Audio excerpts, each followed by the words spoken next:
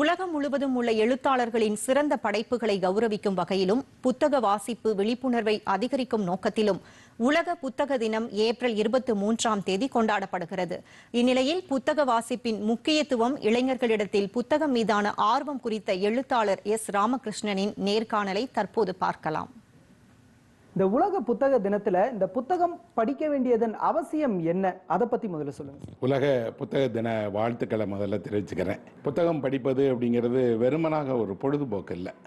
அதன் வழியாக தான் நீங்கள் உலகத்தை தெரிஞ்சுக்கிறீங்க, உங்களை தெரிஞ்சுக்கிறீங்க, உங்களை சுற்றி இருக்கக்கூடிய எல்லாத்தையும் தெரிஞ்சுக்கிறீங்க. இந்த உலகத்தில் ஒரு எக்ஸ்பைரி டேட், கால நிர்ணயம் இல்லாத ஒரு பொருள் இருக்குது அப்படின்னா அது புத்தகம் தான். வெற்றி அடைந்த எல்லாரையும் நீங்கள் கேட்டு பாருங்கள், அவங்க எல்லாருக்கும் பின்னாடி ஏதோ சில புத்தகங்கள் இருக்குது. அவங்க பணம் இல்லாமல் ஒரு எளிய குடும்பத்தில் வந்திருக்கலாம், வசதி இல்லாமல் இருந்திருக்கலாம், ஆனால் அவங்க படித்த புத்தகங்கள் அவர்களை வழிகாட்டியிருக்கு.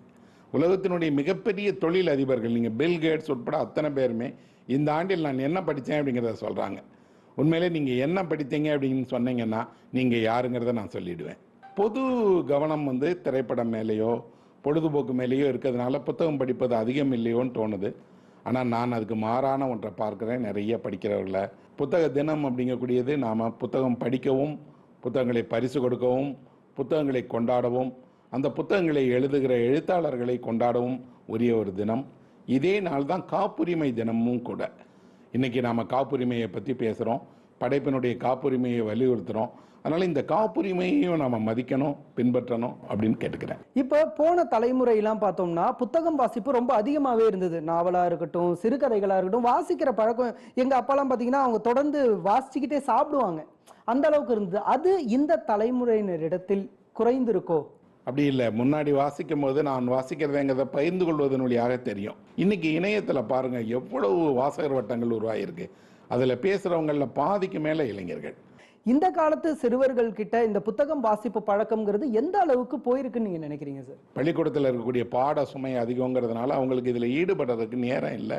நான் பள்ளியில் படித்த காலத்தில் பள்ளி மாணவர்களில் எவ்வளோ பேர் புத்தகம் படித்தாங்க அப்படிங்கிற எண்ணிக்கையும் இன்றுள்ள எண்ணிக்கையும் பார்த்தீங்கன்னா 200 மடங்கு அதிகமாக இருக்குன்னு தான் சொல்லுவேன். அடுத்த ஜென்ரேஷனுக்கு இதை கொண்டு போகிறதுக்கு, இந்த புத்தகம் வாசிப்பு பழக்கத்தினுடைய முக்கியத்துவத்தை அவங்க தெரிஞ்சுக்கிறதுக்கு நம்ம இப்போ என்னென்னலாம் பண்ணலாம்? நான் மேலை நாடுகளில் பார்க்கக்கூடிய பெரிய விஷயமே அதுதான். ஒரு புத்தக கடைக்குள்ள காரில் இறங்கி போய் 2 பெரிய பைகள் நிறைய புத்தகங்கள் வாங்கிட்டு ஒரு குடும்பத்தினர் போகிறத பார்க்குறேன். அந்த காட்சி இங்கே வரணும் அப்படிங்கிறது தான் என்னோட ஆசை. உடலுக்கு எப்படி, உடல் ஆரோக்கியத்திற்கு உடற்பயிற்சி எந்த அளவுக்கு முக்கியமோ அதே மாதிரி மன ஆரோக்கியத்திற்கு இந்த மாதிரி புத்தகம் வாசிப்பு பழக்கம் அப்படிங்கிறது ரொம்ப முக்கியமாகவே இருக்குது. அது தன்னுடைய வாழ்க்கையை மட்டுமில்லாமல் சமுதாய மாற்றத்திற்கும் வழிவகை செய்கிறது. டிடி தமிழ் செய்திகளுக்காக ஒளிப்பதிவாளர் சூர்யாவுடன் ராஜகோபாலன், சத்யநாராயணன்.